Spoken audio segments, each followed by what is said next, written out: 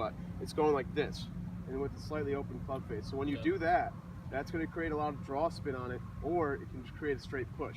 So when the club face is open, it's going to be a straight push. When it's kind of square to the target and it's going outwards, it's going to make that big draw that you'll see a lot. So I want you to understand the ball flight laws. So it's very important for you, because you'll be able to give yourself some feedback based on what you see from your ball flight. So when you get that push draw, that means your club face is square, but your swing path is out to the right. If you get that big push, swing path is out to the right with an open club face. A lot of times you start cutting across the ball, you're going to get that slice, right? Say that high and it hangs up really high in the air. That means one, the launch angle is too high, and two, that there's a little bit too much spin on the ball. The more spin you have, it gets hung up like that, no roll. And so high ball flight, spin, not going to get any extra help from the fairway afterwards. So it's just going to sit where you hit it. Is that you're not really using much wrist in it. Your hands are right over the ball, so that's good. If you're using a wedge, I'd have your hands a little more forward, but when you're using a 7-iron, that's great. So always I want you to pay attention to these three things. Is that shaft right there, where your hands are over the ball. So I love your position there. Your weight is about 60-40, which is awesome. When you have your weight forward, you tend to be able to get down towards the ball more rather than hitting behind it. So I want you said you chunk kind of a lot or get behind a little bit? Yeah. A lot of times it's because your weight's getting a little back. So always keep focused on that weight being forward, right? And last, your ball position. Your ball was great.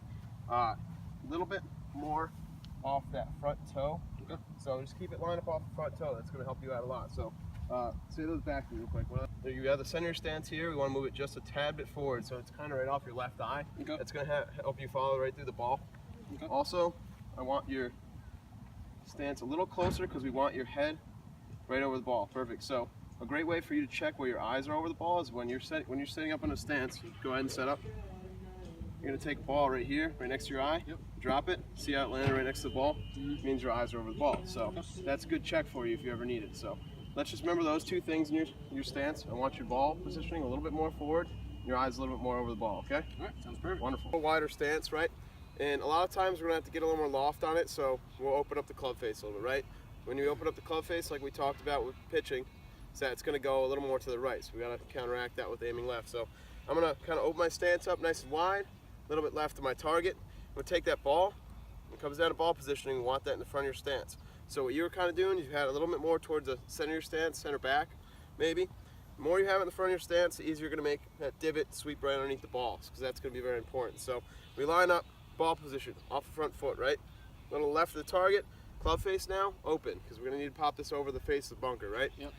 So we get that club face nice and open, and now let's talk about the swing path. Almost the most important thing of it is that we have to come outwards, so we can use that bounce underneath our wedge, right? So instead of coming straight this way, if we come in or straight back with an open club face like this, it's going to be easier to lead with your heel. So if we can get that swing path outwards, we can get that club cutting across the ball.